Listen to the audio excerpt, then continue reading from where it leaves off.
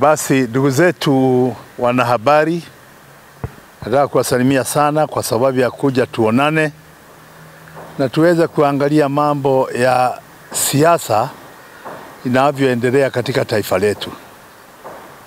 Ndugu zetu, huu ni wakati wa siasa, ni wakati wa shida nyingi, watu wana maoni tofauti na hakuna chochote tunaweza kufanya tuondoe siasa katika vile mambo yalivyo Kenya. Naomba ndugu zetu, hata tukiwa tunafanya yale yote, naomba ndugu zetu tuone ya kwamba siasa yoyote ambayo inaweza kutupeleka katika mkondo wa ukabila, siasa hiyo tuikatae kabisa. Tungetaka wananchi wafanye siasa, lakini mambo ya ukabila iondolewe kabisa. Kwa sababu shida na mbegu mbaya ya Kenya katika siasa ya Kenya wakati wote imekuwa ni ukabila. Na mimi najua kuna wengi ambao wameshindwa kujua siasa wataifanya vipi hata wakati huu, na wangetaka kutumia mbinu ya ukabila ndio watu wakosane, wagongane, wakatae kukubaliana kwa sababu ya mbinu ya ukabila. Naomba wananchi wote kwa jumla, tafadhalini, mambo ya ukabila muikatae kabisa, kwa sababu shida ambazo mnazo haziko kwa kabila hili au kabila lile. Shida ambazo ziko Kenya ziko kwa kila kabila na kila sehemu Kenya. Ukisema mambo ya hospitali katika matibabu, mambo ya afya, mkiangalia mambo ya elimu, mkiangalia mambo yote ya insurance hata ya hospitali, muangalie mambo ya kodi, muangalie mambo ya maisha kuwa magumu sana. Haya yote Wakenya wanayo. Na hakuna Mkenya mnaweza ita Mkikuyu ndio iko na shida kuliko Mjaluo, au Mjaluo ako na shida kuliko Mkisii, au Mkalenjin hana shida kwa sababu inasemekana kiukabila wako serikalini. Hii shida iko na kila mtu, na ni afadhali tuangalie kabisa wa Kenya. Tusije tukaliharibu taifa letu, tuharibu nchi yetu kwa sababu ya kutumiwa vibaya kikabila. Mimi ni mzee, mwenyekiti wa wazee katika chama cha Jubilee. Na maoni yetu ni ya kwamba Wakenya lazima tuungane, tuwe kitu kimoja. Tuungane tuweze kupigana na mashida yetu, si kupigana na shida zetu kikabila, tupigane na shida zetu kitaifa. Na mimi ningetaka kusema ya kwamba watu waangalie ambayo yanayotendeka wakati huu. Watu waangalie hatuna chakula cha kutosha. Watu waangalie wanatakiwa kuwa wako busy, wako kazini, wanashughulika na ukulima, tuongeze chakula katika nchi hii ya Kenya. Na kama tutakuwa na siasa ambayo inetuondoa kutoka kufanya kazi, tunaingia kwa siasa, hakuna kitu tutafanya, tutazidi kukaa na mashida. Naomba serikali yenyewe iangalie kabisa mambo ya ukabila, ijue ya kwamba serikali yenyewe ndio imeleta shida nyingi ya siasa. Kwa sababu kama mtu ameenda kwa ugonjwa na wengine ni maskini na wanakataa kutibiwa, hata museme nini au museme nini, museme iliharibiwa na huyu au yule, au vile tenda ilifanywa kwa huyu, hatujui pesa inaenda wapi. Haya yote ni mambo ya mtengenezo wenu, mliyaunda ndio labda ufisadi upate njia kupitia, lakini anayeumia ni mwananchi wa kawaida. Kwa hivyo serikali iseme ati watu wanaleta siasa nyingi, siasa mbaya. Hakuna siasa mbaya hapa. Watu wanatetea haki yao na lazima wapewe haki yao. Na mimi nataka kuomba serikali ya Kenya kwanza, kabla hamjamuonyesha mtu kidole, mumuonyeshe mwanasiasa yeyote kidole, au mlaumu kabila hile au mlaumu kabila lile lingine, kwanza jionyesheni hicho kidole, kwa sababu hasira ambayo iko na wananchi, shida ambayo iko na wananchi, hii inatokana na serikali yenyewe. Na ni lazima mjue hii. Na hata mfanye nini au mfanye nini, serikali si rahisi kutoka kwa shida ambayo wananchi wamesema ndio nyinyi mnawaletea. Lazima mkubali kubadilika. Lazima mkubali mbadilike na mbadilishe, ndio ionekane mnabadilisha, kuliko kulaumiana na kulaumiana kusio na maana. Ndugu zetu, mimi nataka kuambieni nyinyi, muungano wa Raila na Ruto kwangu mimi nasema ni muungano mzuri. Kwa nini mimi nasema ni muungano mzuri? Kama wote wawili wamepima ya kwamba Kenya inaweza kutulia katikati ya sasa na kabla uchaguzi ujao, na kazi ifanyike kwa wananchi, ningesema muungano huo ni mzuri, na ningetaka Wakenya wote waungane hivyo ndio kazi ifanywe. Lakini mnajua wakati utafika siasa ya kuchaguana, mtakuwe viongozi nini hamjui. Lakini mjue ya kwamba wale ambao wanasema haya muungano kama huu ni mabaya, wale ndio wanapotosha Kenya zaidi. Ni kazi gani inaweza kufanyika kama watu hako pamoja? So mimi nataka kusema kwa Raila umejaribu sana, mimi najua umejaribu, na mimi nataka kusema kama mwanasiasa. Sisemi kama mtu ambaye anakuja kupanga pangwa, hapana. Mimi nasema kulingana na maoni yangu. Kama Raila aliona mvurutano huu utatupeleka mpaka uchaguzi uingie, na ni pesa itakuliwa tu na hakuna kazi inafanywa wananchi, basi akaona ni heri tusumuze, tufanye kazi, tufanyie wananchi, tukigoja mwaka wa 2027 ndio tufanye siasa ya kuchaguana. Mimi naweza sema kimaoni yangu ni sawa sana. Nataka kusema kwa Kenya Kwanza ni sawa pia, hata ninyi mmekubali mnaweza kuungana na mfanye kazi na wengine. Pia nataka kusema kwa wananchi wote watukufu na viongozi wote, lazima mjue kila mtu ana haki yake. Haki ya maoni, haki ya kuhusiana na haki ya kujisema yeye mwenyewe. Kama hawa wameona haki yao ni kuungana na waseme wakiwa pamoja, kwa nini ninyi mnataka kuwakanisha, kuwakana wasifanye haki yao? Nendeni wale ambao wanapinga hili jambo, waende pia waonyeshe haki yao na vile wangependa wajijenge vile wangependa. Lakini wasitumie kukataa na kuwanyima watu haki yao. Nendeni mfanye haki yenu kama wale wengine.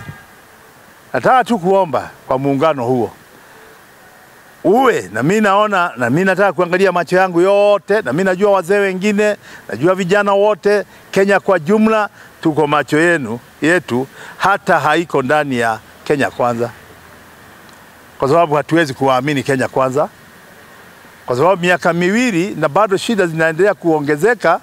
Tumefika kiwango hatuwezi kuwaamini. Na sasa mtu ambaye anaweza kusema tunaweza kumwamini hapo ni Raila. Raila amekuwa upinzani akipigania haya mambo, anaona yanatendeka paka wa sasa. Tungetaka kusema kwa sababu umeungana na hawa, si kwa siasa lakini kwa kufanya kazi. Tungetaka kuona ni nini utafanya ndio uweze kubadilisha. Ni nini utafanya ndio uweze kubadilisha. Nataka pia kusema kwa wananchi wote watukufu, kila saa tumeona Raila akijiunga na njia ile, wananchi mnasema hapana, hatutaki aende huko. Juzi alikuwa ameenda kupigania kiti cha Afrika, mwenyekiti wa Afrika. Wananchi wengine Kenya wakasema hapana, hatutaki aende, tunataka afikae hapa. Aliposhindwa, wengine mlicelebrate, mkasherehekea kwa sababu ameshindwa. Sasa huyu Raila wenu mmemfanya mpira, agongwe kwa ine, agongwe kwa ile ingine. Ni lini mtamwamini? Ni kwa nini mnataka afanye yenu na vile mnataka afanye, lakini akiwaambieni barabara ni hii mnamkataa? Si mlikuwa na yeye candidate mwaka 2022, mlifanya nini? Mjue mliimba nyimbo, wengine wakasema mengi, na mkaleta yale mliokuwa mnataka. Mumefaidika? Si labda kama ni Raila angewaambieni Njia hii nimeipita miaka mingi, sitaki tupitie hapa. Ndio kwa nini waita mniunge, wacheni muone mkiniunga vile tutafanya. Kwa hivyo siasa hiyo mimi nasema ni siasa ya ukabila. Raila hakosi kiti kwa sababu yeye ni si mwanasiasa mwema, hana uongozi ndani yake, anakosa kiti kwa sababu ya ukabila. Na ninataka kuomba Wakenya wote, mambo ya ukabila tuyaondoe. Ninataka kuomba ndugu zetu wa mlima. Ndugu zetu, nguvu yenu ni nyingi sana. Kisiasa, nguvu yenu ni nyingi kabisa. Kwanza mko wengi, lazima tuseme. Uzuri mwingine wenu, hamuna uchoyo, na hiyo inajulikana. Mnaweza kumuunga mtu yeyote. Tunajua hayo. Kama mwaka jana mlimuunga Ruto, kwa uchaguzi uliopita mlimuunga Ruto, ni nani hamwezi kumuunga? Hamuna shida na yeyote. Lakini nataka kuomba kitu kimoja, ya kwamba kama ni wakati huu wa siasa hizi zote, nataka muangalie na muwe waangalifu. Hakuna shida kuwa mpinzani. Msilia ati Raila ameenda kwa kuungana na Kenya Kwanza. Hapana. Hiyo piga ni makofi, mshangilie. Mseme mmewaona sasa na mmeona rangi yao sasa. Kama watamaliza namna hiyo mpaka uchaguzi uje, mtaweza kusema kweli Raila ulituambia unaenda njia, kumbe mlikuwa mnatafuta njia ya kuungana kisiasa. Nataka mfanye hivi. Unganeni ya kupinga mpinge. Unganeni. Mkubali kwamba hata nyinyi mnaweza kuwa wanasiasa ambao mko upinzani. Kwani Raila hajakaa upinzani miaka hiyo yote? Kwani wafuasi wake ambao wanamfuata wamekuwa katika mambo hayo?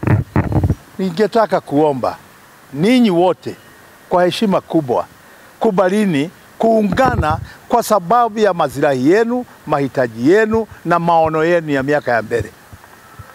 Lakini msikosana kwa sababu ya ukabila, msimdhulumu mtu na mkumdharau kwa sababu ya ukabila. Tafadhalini muungane, mna nguvu nyingi. Lakini muache siasa ya ukabila, siasa ya kugongana. Nendeni muungane kama mlima. Kisha mtafute makabila mengine kwao, muungane. Muone kama wataona maoni yenu vizuri na kama wataona maoni yao ya vipi. Kwa hivyo mimi naomba ndugu zetu, mambo ya siasa ya ukabila tuache. Mambo ya siasa ya ukabila tuache. Kwa sababu kitakachotusaidia sisi wote ni kazi ambayo tutafanya Kenya. Kwa sababu ya heshima ya watoto wetu, elimu yao, afya yao, ukulima wetu na yale yote tukayofanya, hiyo ndio iko kwa faida kwetu kuliko siasa miaka yote. Nataka kuomba sana. Niseme sana. Mimi mwenyewe niliona ukabila mkubwa katika vile waligawa viti vya kamati za bunge. Hilo jambo lilionyesha ukabila, kwa sababu wakati wamekaa kwa hizo kamati hawaendi huko kama chama hiki au chama kile au chama kingine. Na wanapofanya kazi hapo hawafanyi kama Kenya Kwanza au Jubilee au ODM, wanafanyia Wakenya kazi. Kwa hivyo kuondoa wengine baina ya hawa, hilo ni jambo lilimuonyesha. Na mimi nataka kumwambia Speaker bwana Wetangula, kama kuna wakati umeonyesha ukabila ni wakati huu. Ukakubali kamati lazima zibadilishwe, watu watolewe, wafukuzwe kazi, na mkiangalia ni wale tu wa kabila moja.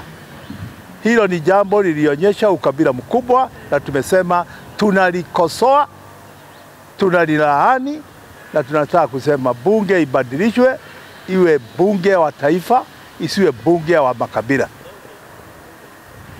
Na kwa sababu sitaki kusema mengi ndugu zetu, maombi yetu yangu mimi kama mwana Jubilee ni kwamba Jubilee inasimama na msimamo ya kuunganisha Wakenya wote.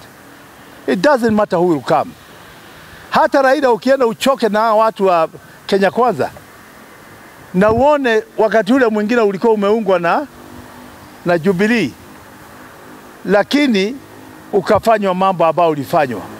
Njoo tena kwa Jubilee, ungana na hawa, na sio tu Jubilee, kuna vyama vingine, vyama ambayo yana maoni ya Wakenya.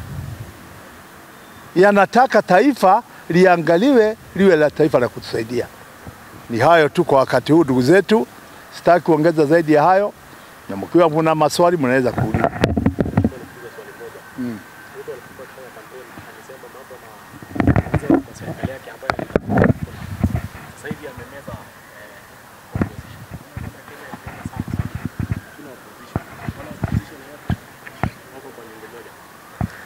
Swali ambao mimi naweza kusema hapa kwa kujibu hilo swali lako, binadamu ni binadamu, hata rais ni binadamu.